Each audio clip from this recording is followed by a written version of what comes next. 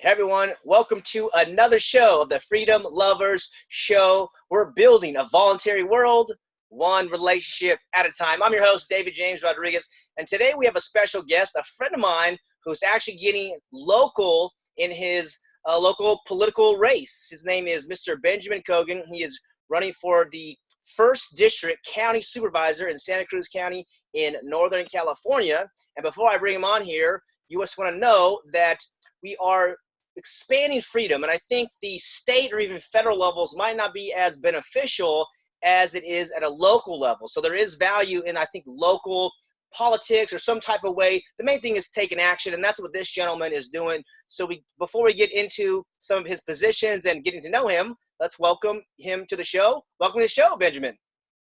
Hey, thank you for having me. Welcome as well, David. Pleasure to be here. Yeah, absolutely. You and I have been friends for a long time, and learning about different freedom events and Ron Paul, and just learning how to be more powerful in ourselves, even doing transformational courses, because we realize that if we want to make the world a better place, it's up to us, the man in the mirror, the woman in the mirror, whoever might be watching this show. And so I wanted to bring you on because this is the second time you've run for this office. I can't remember if it was 3 or 4 years ago. So I wanted this video 4 years ago, right? Every 4 years they do this over there. And you're someone who's passionate about freedom and empowering humanity and just doing various things in the community there. And I think you're not only just up to level as the incumbent there, but you're better. So I wanted to help you expand your message. So if you would, maybe share with the audience, what are some of the differences between you and the incumbent, or what are some of the positions that you want to speak about in your campaign, which, by the way, the primaries are going to be happening there March 3rd. So what are some of the positions that the audience should know about you? Let's see. I'm 36 years old, Boy Scout, Eagle Scout from Troop 37 Reading. That's true. Ron Paul got me started with freedom. That's when I saw the media was lying. That's when our team decided to get people in office, and we all ran. There was 9 of us that ran, 9 of us lost. But that was the first time it occurred to me that to make a difference happens on the local level, and for freedom, it's always worth a shot. So I ran in Campbell for Open Space Authority. I moved down to Santa Cruz, and then there was an opportunity to run for county supervisor. Not knowing much about it, I gave it a shot. I learned a lot, and now this is my second time running. My grandpa served in the Pacific during World War II, and he wrote a letter to Senator R. Paul, I assume Rand Paul, that this isn't the country he fought for anymore. So he was the most reverend man I knew and the most freedom-oriented man I knew. I got as much download as I can from him, and so although it's local, my view is, to really stop the state and the Fed from overreaching their power and taking away the rights of the people. Yep. Yeah, absolutely. We've seen this progressive expansion, overreach by the federal government. And if the community members want to be free, which I believe many do, then it's up to each of us in our local communities. And we just see even, the county supervisors just passing ridiculous things. And so people got to take action. So what are some of the issues that you're most passionate about that if and when you do become the supervisor there in Santa Cruz County, you will try to put some legislation or make some actions in the local county and community? Well, the main issue is preventing regional policy from affecting our local policy. An organization called AMBAG, Association of Monterey Bay Area Governments, and in the Bay Area, ABAG, Association of Bay Area Governments, are mapping out the land, and they're doing regional transportation and land buys and grabs and talking about what we're going to do. And that affects all of the counties locally. And so I want to make sure that the representation is local first, and then we'll take a look at what is offering or what they're talking about and run it by the people of Santa Cruz and see if it's something that's beneficial or something that they want. But making sure that this regional policy doesn't affect our local policy. And there's a lot of special interests, stakeholders, money investors that are kind of have their hands in the cookie jar in this mapping process. When I ran last year, I rose awareness of Agenda 21, which is now Agenda 2030. And I don't openly speak about Agenda 21, but this is a freedom channel, and I want to make sure the message is heard. And there's ties from the United Nations and the bankers that have been setting up COGs, councils of government, to kind of get their machine going. And they all want to put us in stack and pack houses. They want to get rid of our cars, and they want to have their infrastructure. And so it's really important that we have someone who's local, some new blood, who's fresh ideas, a voice of the people. So that's my main thing. Besides, a lot of things are being built and developed, and they're just kind of like railroading it through. There's the Aptos Village Planning Project and some other stack and pack houses and some like businesses on bottom and houses on top. And they call it affordable housing. And, most of it is subsidized or government organized or big builder contracted. And it's not that affordable. So I really want to take a look at the planning department here in Santa Cruz and see how I can ease the regulations, ease the fees. Why is there even so many fees? Where's these, $20,000 fees or $1,200 just to get an assessment on a fence?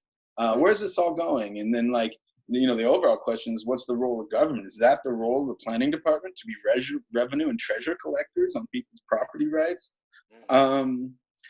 And the other thing is they are pumping in treated sewage water here in the SoCal district under the SoCal Pure Water Plan.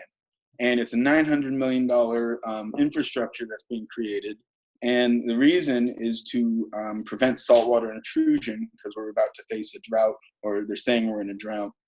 And that wasn't put up for a vote for the people of Santa Cruz, California. It kind of just happened. And that should be on this ballot here for the primary if the people of Santa Cruz want to have this big infrastructure set up, if they want to pump treated water into the ground. See, I'm under the pretense that there's things we know to test for, and there's things we may not even know that we don't even know to test for. And so maybe 20 years down the road, we might find that there was a carcinogen or a contaminant or a little microbiome or some of the medicine waste that doesn't get treated might affect the underground water. So I think there's tons of other options that could be looked at, and it's things like that aren't representing the people accurately. And the supervisors here in Santa Cruz meet on Tuesdays at 9 o'clock in the morning. And that's really hard for the working class. And so I really like something where people can go in the evening. And even if the supervisors aren't having their official meeting, they can speak into a camera and get their voices heard, so it can be reviewed. And overall, even though it's local, if we keep the pocket here in Santa Cruz local, and we contract it local, and we give people ease of access to build on their property, then eventually we can take on the state and the federal government to make sure that they are working for us. We're not working for them. And that's really important, that it's a bottom up, not a top down. Yeah, that's exactly right. And you mentioned something that I just learned about. You said, I think Bay Area Association of Governments, something like this. And I just learned about this too. I said, why is there this in between the counties and the state? There's this regionalism. And as you mentioned, Agenda 21, Agenda 2030, we do talk about that on this show because that is happening. And this is their plan. This is their step-by-step process to basically build a global state. And, we talk about self-ownership on this channel, the non-aggression principle, and self-defense. And these are ultimately come down to property rights. And so if you mention, getting this assessment to get a fence quote, it's ridiculous the amount of overreach right now that's happening, not just in Santa Cruz County, Santa Clara County, San Mateo County, and all throughout the state, actually all throughout the country. So it's really important that people understand that this is happening. And, Benjamin is running for an office locally to get the voice out and start informing the people, because most people don't have a clue about this. And it takes a little bit of time to do some research, look at the primary documents, and become persuaded yourself that this has been an intergenerational plan for enslavement. And this is what we define the state as, in my opinion, is intergenerational organized crime, because they use things called taxes to extort our money, and then they use it against us. And now you have to get permission to change your own property, get to change the roof on your house, all these ridiculous things. And so Benjamin's not someone who just to lay down and take it. He's actually fighting. He mentioned his grandfather, who fought for freedom. And many of our families, including my family, we have family members in the government, or I should say in the military, fighting.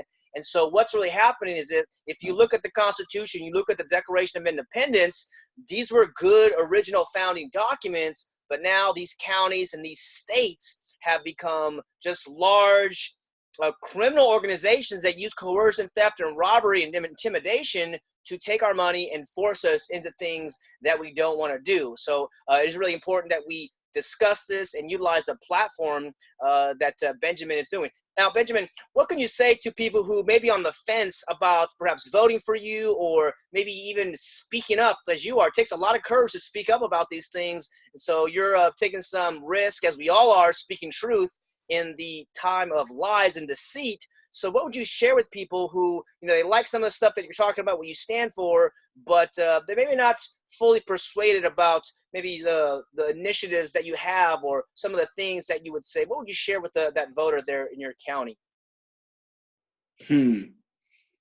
Well, I would just basically share with them that I'm the average guy. I've been a full-time mechanic. I know how things work, how to fix things. I can use that skill to figure out how things aren't working in our government.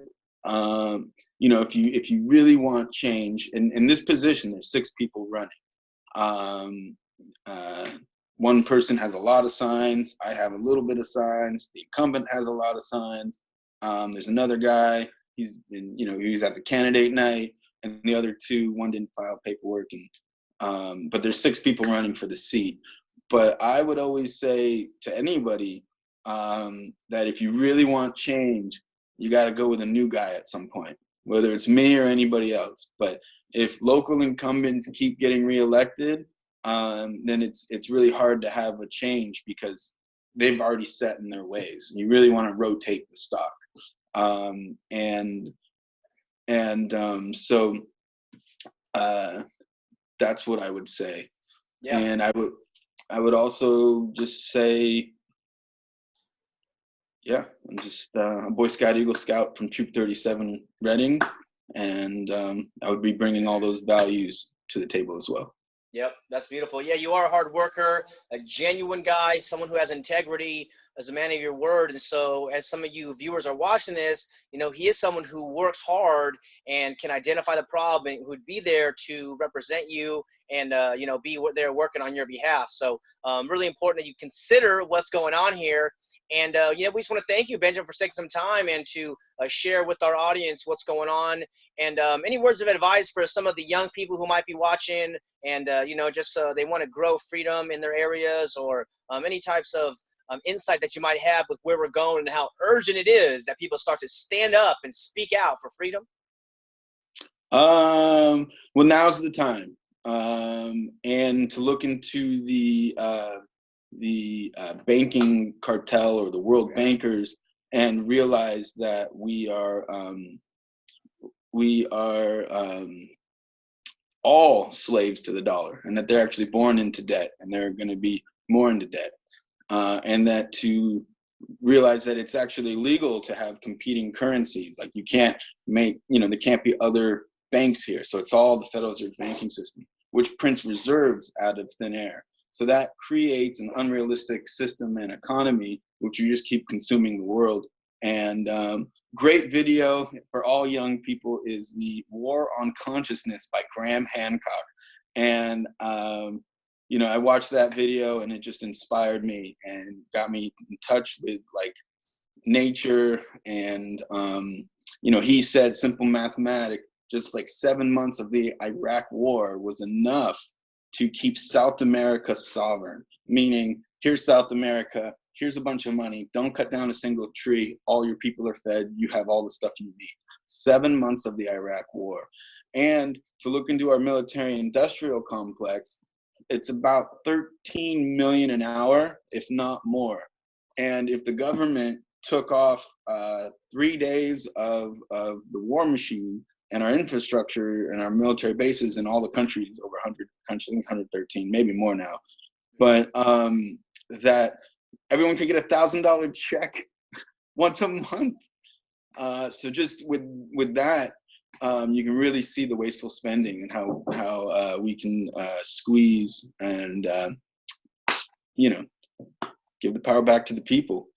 And register to vote and get in the game. There's no right or wrong way. Once you're on the court and you're playing and you're standing for freedom, you're standing for justice, and you're figuring it out, you're going to be in discovery, you're going to be learning, and this is what our founding fathers created and fought for, and this is what's important to me, and hopefully more people to come. Right, absolutely. Yeah, myself, I don't have any hope at the state or federal level. Locally, I do think there is some optimism. However, there's a lot of criminals in the city and in county governments as well. But Benjamin Cogan is not one of them. I can vouch for him. Honest guy, hardworking, wants to do good in the world, and is doing a lot of good in his community. So I hope you consider either helping him campaign. Maybe you can become a volunteer videographer or supporter, or go out and campaign and knock doors with him, or just vote for him if that's all you can do. But as he mentioned, he's the new blood, the fresh, got new ideas. He wants freedom, wants to bring power away from the state, away from the regions, and back to you, the resident there living in Santa Cruz County, or the person, the human being.